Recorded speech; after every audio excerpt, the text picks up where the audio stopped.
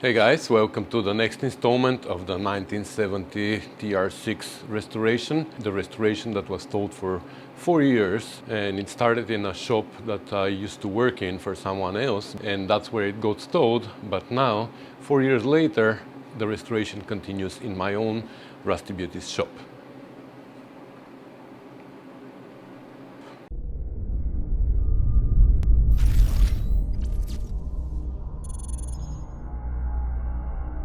So in the previous episode, we aligned all the panels because they were aligned by me before the car went to the paint shop, but in the paint shop they took all the panels off and painted them, and then they put them back on, but they weren't aligned perfectly. So we made sure that everything is aligned now, the gaps are good, and now we can continue with assembling the interior. And as I mentioned in the last episode, I like to start with the windshield wipers because to access them later is going to be close to impossible, because the access for the wheel boxes is from under there through these little covers. So if we bury them with stuff, then we're never going to be able to access them again. The problem though is that I couldn't find the plastic parts that go here on top. I don't know what they're called, and the nuts. So unfortunately we can't finish them completely, but I still like to make sure that they work, the wheel boxes I mean, because if you find out later that they don't work, we're not gonna be able to access them, like I said. So what we're gonna do is we're gonna take these motors and we will find out which one belongs to this car, because one is for a later car, one is for earlier car. So we're gonna pull out the wiring harness from that box over there, and we're gonna match the plug, and we will see which one fits here. And then we're gonna install temporarily the wiper motor, and we will see if the wheel boxes are gonna turn, if they're gonna do whatever they're supposed to be doing. And if that is okay, then we're gonna pull out the motor again, because it's gonna need to be cleaned and painted and all that. But we can do that at a later stage and install it, because it goes from the engine bay, and we're gonna be able to continue with installing the wiring harness, the blower motor, and all the stuff that goes under the dash. So without further ado, let's get crack-a-lacking. Oh, okay, so the nuts are here, but we're missing the plastic parts.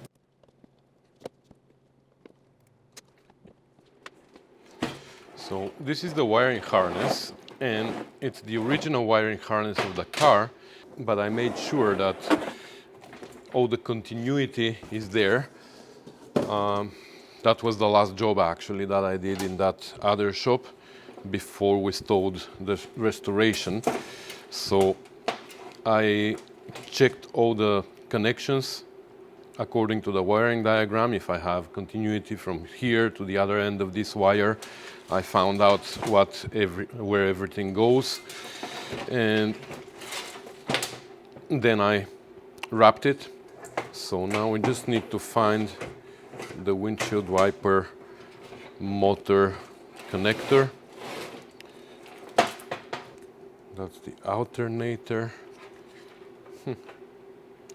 Here, that's for the windshield wiper motor. This is the plug, so this is the motor that came out of this car.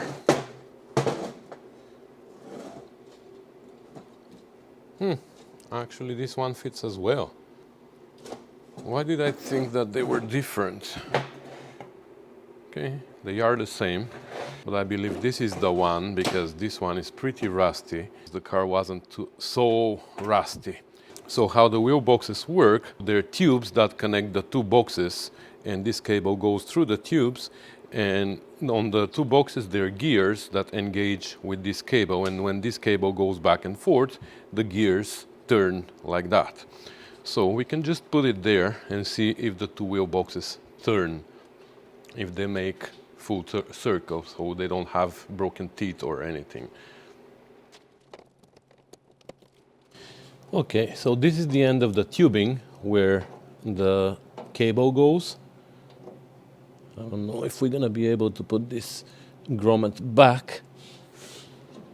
It would be great so we don't scratch the paint. Okay, perfect.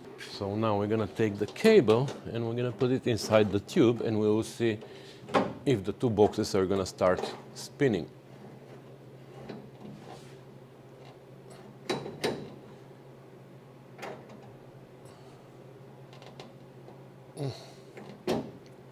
There you go.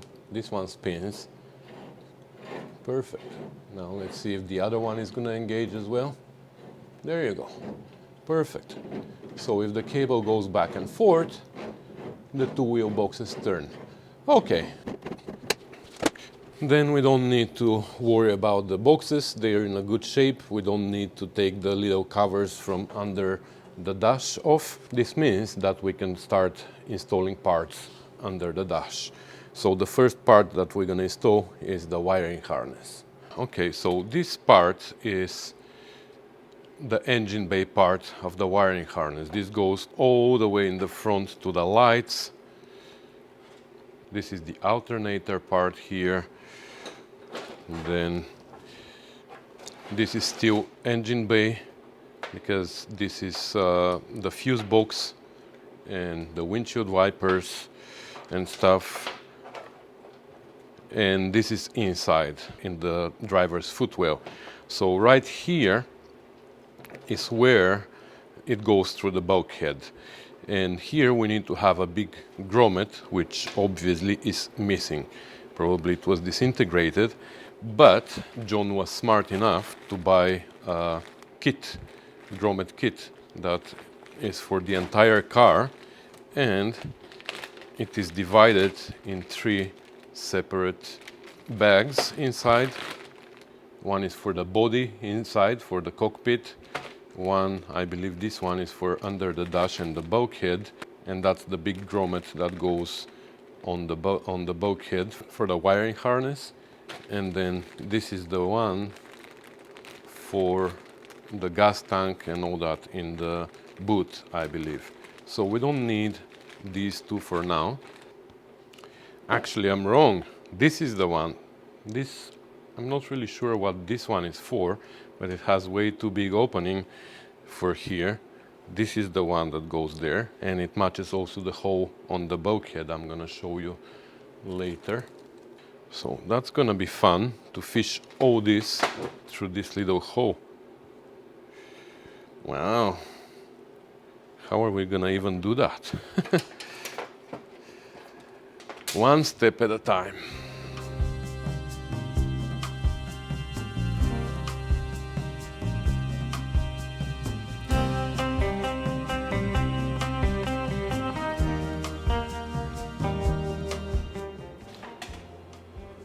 Holy moly, how is this gonna go through that?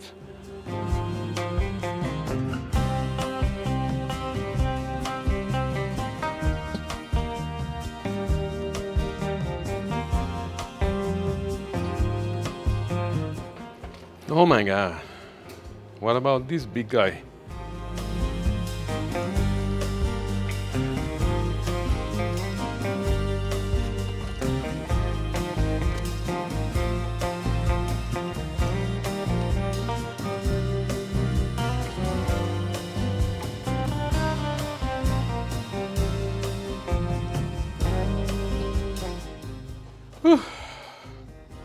Okay, that's where we stop.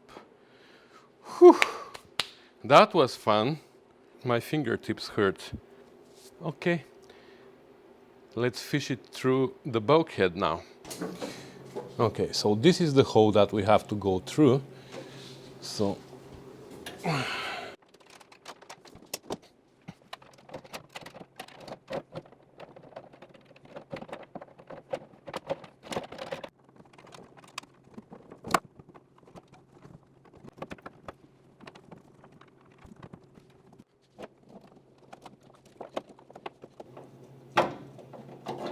okay, perfect. So now we should just take the grommet out as well. There you go. Now if we can install the grommet on the bulkhead, that's gonna be great.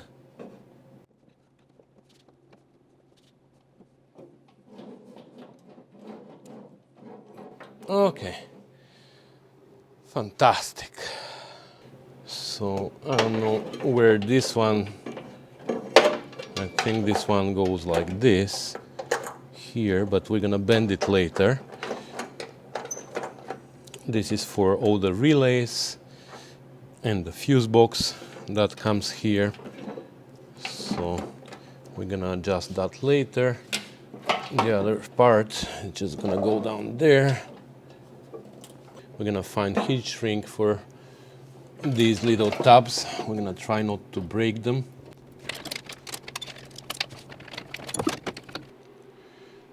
All right, so this is roughly where it goes. This is for the windshield wiper, the relays and fuse box. This is for one side of the fuse box. This is for the other side of the fuse box. The four-way flasher, the alternator, the temperature sender unit, the oil pressure light somewhere here, one of these. And then this is for headlights on one side and the headlights on the other side, and horns and stuff. So that's where we're gonna leave it for now here. We're not gonna deal with the engine bay yet. Let's fish it under the dash. Okay, and that's inside. So from the grommet, you see that's the dip switch that gets mounted to that plate there. This is the connector for the rear harness over there. These, I believe, are for the interior light. Some of them go to this switch at the door here. And these look like signals to me, so they probably connect to the switches on the steering column. The gauges again, ignition switch, some grounds for the gauges. Not really sure what this is. Brake pedal. Oh, okay. This is for the brake pedal. So, is it gonna reach? Yeah, it should. Anyway, these are all for the center cluster here. All the gauges on the center cluster, and then that was the reason why we wanted this harness mounted first before we put the blower motor here, the blower box, because it goes behind it, the harness. This is for the reverse light. Goes through the transmission tunnel here, but we don't have a reverse light switch as I mentioned in the previous video, so we're gonna have to drill and tap here for another switch. So anyway, we're gonna do that at a later time. This goes to the starter solenoid, this branch.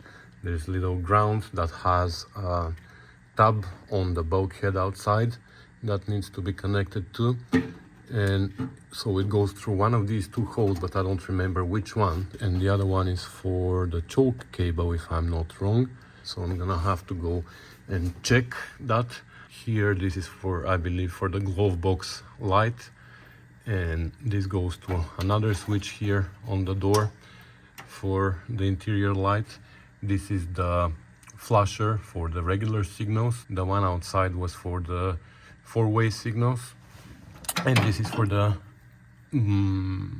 windshield wiper fluid. It goes through one of these holes again. I don't know which one. Oh, I know. That one is for the hose for the windshield wiper fluid. It comes inside and then it goes right here through this little hole. Somebody actually emailed me about that and I wasn't able to answer. Now I can remember. It either goes here or here, the hose. Anyway. Alright, so this is a picture that I downloaded a long time ago from one of the Triumph forums. And I don't know who created that, but it is so helpful. I refer to it so many times. It's a great picture. So if you're watching, whoever you are, thank you so much for making this diagram. So it gives you all the holes on the bulkhead, tells you exactly what goes where. So for example, here where the two holes are, it tells you this is for the wiring harness and the right one is for the choke cable and the heater control cable. And here the two little holes, the top one is for the washer wiring and the other one is for the hose underneath. It's pretty useful. Speedo cable, oil pressure pipe, which reminds me that I didn't see an oil pressure pipe for this car in the boxes, so we're gonna have to locate that. the tug cable here, the speedo cable, and it goes through this hole, which everybody skips, by the way, this hole. So anyways, now that we know that, let's run the wiring harness here and here, and that's it for now. Maybe also it's a good idea to run the hose, but I have the old hoses here and I don't know how good they are, but anyways, we're gonna get there. So this harness is run and it goes down to the starter. We're not gonna start hooking up yet anything here. This one is the ground that I was talking about that needs to be hooked up here, but we need to clean the paint from this tub before we plug it in, because obviously it's not gonna make connection here.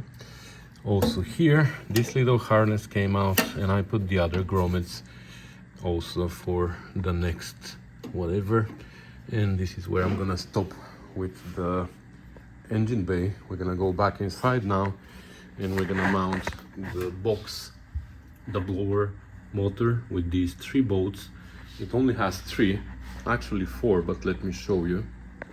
So it has these 3 holes here, and it needs to have obviously these grommets with metal sleeve inside, and the 4th one is here that goes on the stud that is sticking out of the bulkhead with a big washer, and on the same stud there's a ground, if I remember correctly, that goes there. Here you need to have a gasket, which I believe we replaced in the limousine center, and I'm pretty sure I tested the motor whether it works or not, but you know what, I'm gonna double check. Tuck to lines, that's not me, it's not my writing, so I don't know what this is, but it needs to be ground, and these are the 2 speeds, fan top, fan bottom. Okay.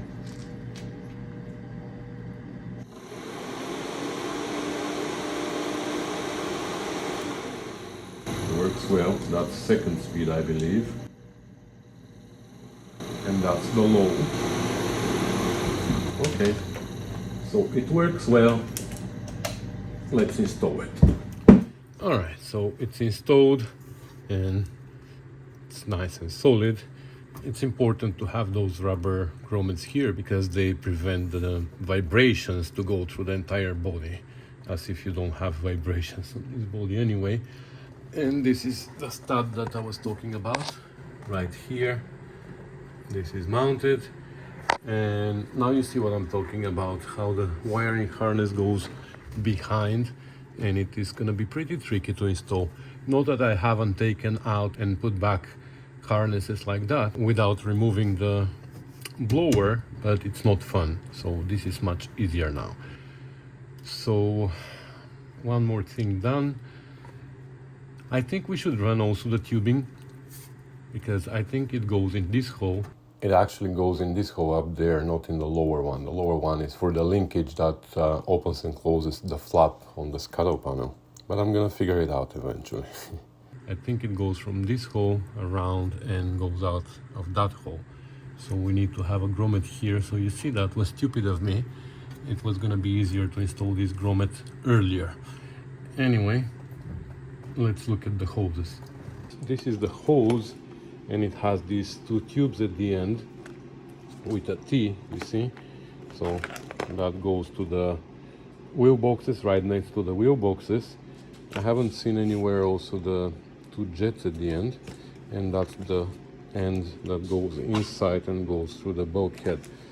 By the way, there's another box here that I didn't see yesterday, so I looked inside, and it's the carburetors.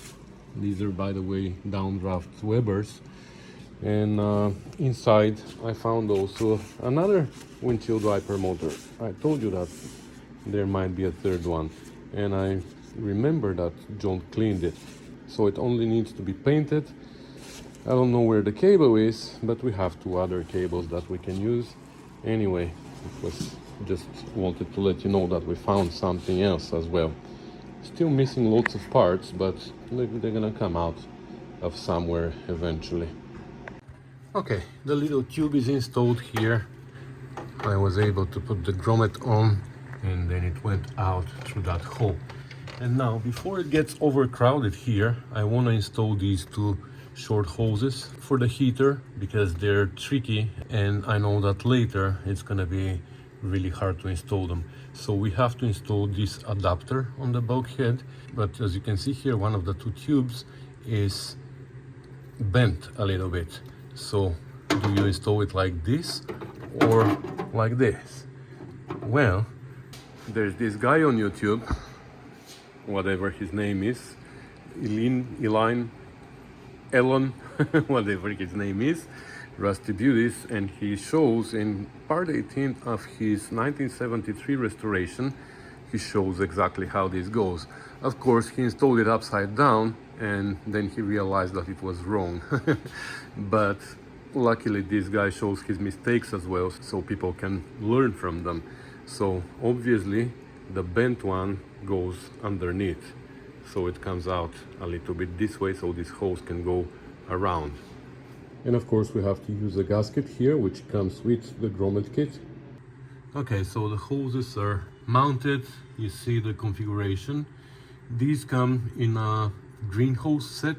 Only these two are black actually in the green hose set, but they come pre-bent to this shape, so they fit really well. The only problem with this set is the wire clamps. They're so schmitty that I don't know, they don't fit. So this one I tightened all the way, and it's still too big for these hoses. Hopefully they're gonna be big enough for the ones outside. So here I had to use just regular hose clamps. So next, I think, even though we don't have the lever for the throttle shaft, I still think that we should install it now, because if it becomes overcrowded here, we're never gonna be able to install it. And by throttle shaft, I mean the throttle pedal. So the lever here that attaches to the carburetor linkage is missing, and I couldn't find it anywhere in these boxes. Hopefully John will find it in his parts, but we can still install it partially and then we can finish it later. So that's how it goes. It has these 19, they're like Teflon or whatever bushings that go on the bulkhead, and the shaft goes through the first one, then goes through the lever, and then goes through the second bushing. And it has also this spiral washer here, whatever it is. There's a kit from Good Parts that replaces these, because these are a weak spot for these cars, but we have the original hardware here, so we're gonna use the original. And if it needs to be replaced in the future, the Good Parts kit comes in two separate halves, these bushings, and you can install it without removing the shaft. So let's see if we can find these and install them on the bulkhead. Okay, we have a problem with these bushings though. So this is the nylon kit, retaining bushing nylon for the accelerator shaft, but they are so freaking hard. How do you even install these? Like, you can't even bend that. And I also measured it with the caliper, and the outer diameter here is a little bit bigger than the hole over there. I even tried with this one. As you can see, I'm making tea out of it. So I boiled it and it became a little bit softer, but it is basically impossible to install it there. So I'm gonna have to figure out something else. Maybe I should just run the throttle shaft and install the Good Parts kit later. Yeah, I think that's what we're gonna do. Unless I make something on the lathe, but what would I make?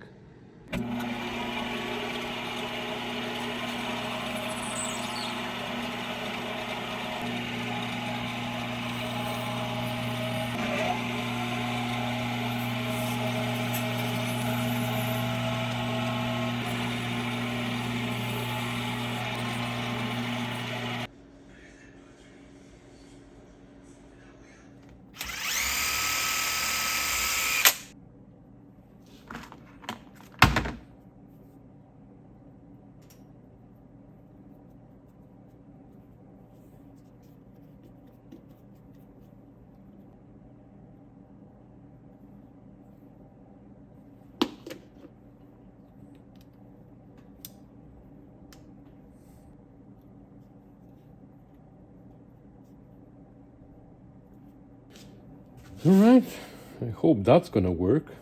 Let's see. I made sure it fits on the shaft, right? So if we loosen it just one turn, it should come out. Yeah, I'm gonna make sure that it doesn't go through, so it doesn't touch the shaft and allows it to spin. But I made it with a little lip here. This lip fits pretty well into the bulkhead, and then if that we are able to compress it somehow, maybe I'm gonna run a bolt through with a nut on the other side to be able to compress it really hard, because it locks even without the screw, but then with the set screw it's gonna lock even better. I know this angle is not the great one, but it is the only one that I can show you.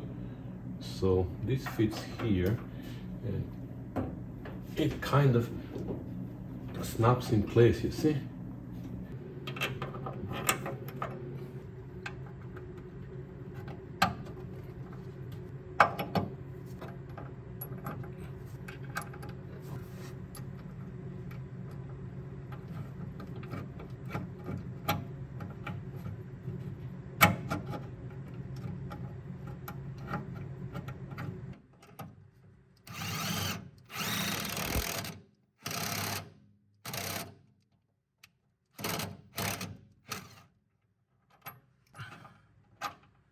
So now we can tighten this screw a little bit, not all the way, so it doesn't go and hit the shaft, but that's gonna hold it together. And if that's too wide, we're gonna decide later, we might even grind this part that is sticking out a little bit, and that's it. So now we have to make another one. Okay, and that's pressed in nice and tight here. It's never gonna spin, only the shaft is gonna spin inside it. And that's nylon, so it is just the same as this piece of crap here. Like, good idea, but how do you install that? And through the magic of video editing, we have another one in less than a second. So we're gonna do the same thing here. We're gonna install it here. But this one we're not gonna install yet. We're gonna put it on the shaft, but we can press it in together after the shaft is in place, because otherwise we're not gonna be able to wiggle it back and forth, you know. But that one we can install, no problem, because the shaft is already parallel to it when we push it in. Okay, so now on the shaft, before we push it through, we have to put this thing here, so we don't forget it. And now we can try and wiggle it through that hole. Oh, it's still okay.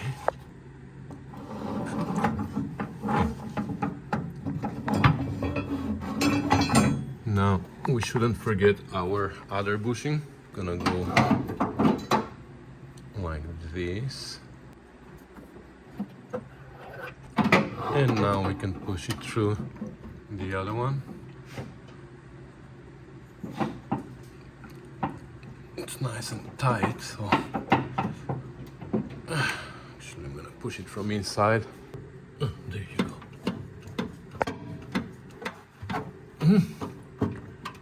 Perfect. And this is how much it's sticking in the other side. Where is the hole for the pin? Oh, we have plenty of room here, so we can back it a little bit. So that's good. We still can't put the washer and the split pin on this side, because we need to pull it out in order to put the lever. After we put the lever here later, when we find it, we're gonna push it a little bit further in. We're gonna put a spring washer or a spiral washer in between the lever and the bushing. And then on the other side of the bushing inside, we're gonna have another spring washer and the split pin. Then we're gonna pull the shaft all the way this way, and we're gonna push the lever all the way in, so the shaft is gonna be locked in one position around the bushing, you know, between the split pin and the lever for the throttle linkage, so it's not gonna move left and right. So that's gonna be only on this side. On this side, we don't need anything to lock it. We're just gonna push this bushing in, and we're gonna lock the bushing in place with this. Now I need a helper here, somebody to hold it on the outside so I can push this like it came out, but you get the idea, right? And once it is compressed around the sheet metal, we're gonna lock it with this screw again. So nice invention, Elin. And now the shaft is nice and solid here, no play, and it spins nicely. I can spin it with 2 fingers here without any play in the bushings. Now, before we install the pedal box, we're gonna make sure that there's no play here, the shaft is not worn, because it happens. On TR4, this is a bigger problem. Here, it is pretty good. Here, I kept the hardware, but I don't like this hardware. It is already starting to surface rust. And here, John bought this kit. I don't know what it is for. It says How kit, H-O-W, screw set. So I don't know what it is for, but I'm gonna use these screws for here. I'm gonna find also nice and clean washers and lock washers, because it's a shame these screws are exposed in the engine bay. So we're gonna try to keep the engine bay with new hardware, and these we're gonna be able to use somewhere else, I hope. Well, unfortunately, my hardware kit here that I have, I can't find this size washers. So you know what, I'm just gonna put it with this existing hardware here, but I'm gonna buy new washers and lock washers, and then we're gonna replace them one by one. Once it's installed, it's easy to remove one and install a new one. All right, so this obviously needs to go inside in this orientation, and let's see how much swearing there's gonna be involved. Can I even reach? Wow. Okay. Oh, actually, I can hold it like that now. We have to start too, and then everything else is gonna be easy. Wow, actually easier than expected. Okay. We have to make sure that these holes here match for the master cylinders. Okay, all the holes match perfectly. Only this one is going to require a wrench. Oh yeah, we have more than enough room for the throttle pedal to pull out a little so we can install the lever. So that's it, the pedal box is mounted. And now looking here under the dash, we installed pretty much everything that needed to be installed in advance. Now we can install these vents here. The problem is we need the dash pad first, because the vents go on top. Also, the metal dash that goes here needs to pinch the end of the dash pad here. So John is coming in 2 days to bring some parts, and I'm gonna ask him also to bring the dash pad because he has it. So we're gonna install the dash pad, and then we can install the metal dash and the vents, because we want to install these vents as early as possible, but now they won't stay. But other than that, I think we installed pretty much everything that we needed to. These hoses are important, you know, the drain from the scuttle, and they are installed, they are in place. The steering column needs to be installed properly, but first of all, it goes after the dash. We need to install the metal dash first. And second, I'm missing some of the brackets. How it gets mounted is with a U-shaped bracket right here, right? So there's part that goes underneath and part that goes on top. I don't have this one. There's an H bracket that goes underneath here. This one I have.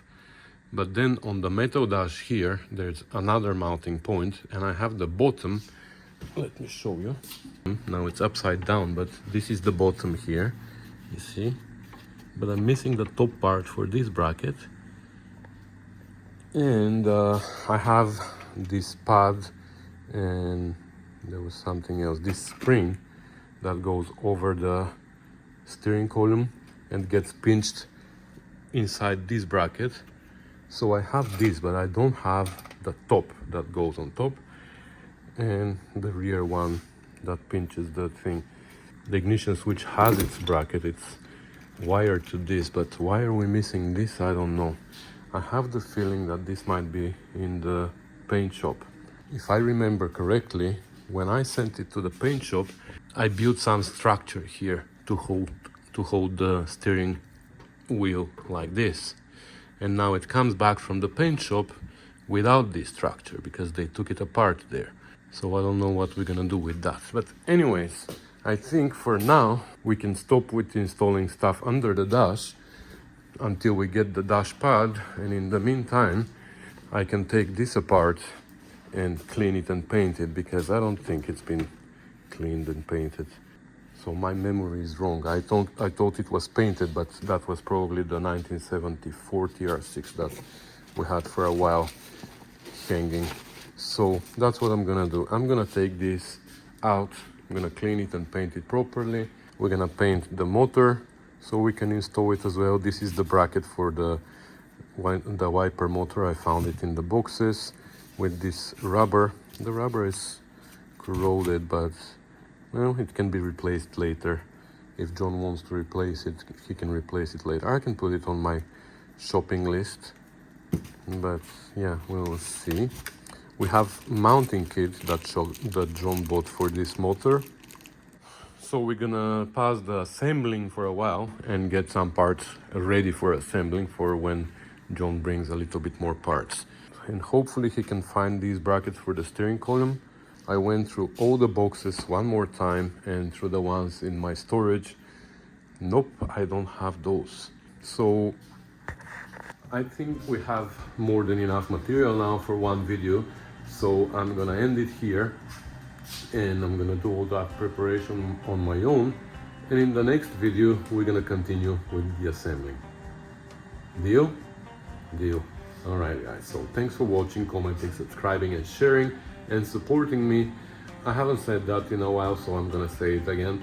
There's multiple ways in which you might want to support the channel a little bit. If you want to make direct donations, that's through PayPal, or you can become a Patreon, $5 or $10 or $20, whatever you want.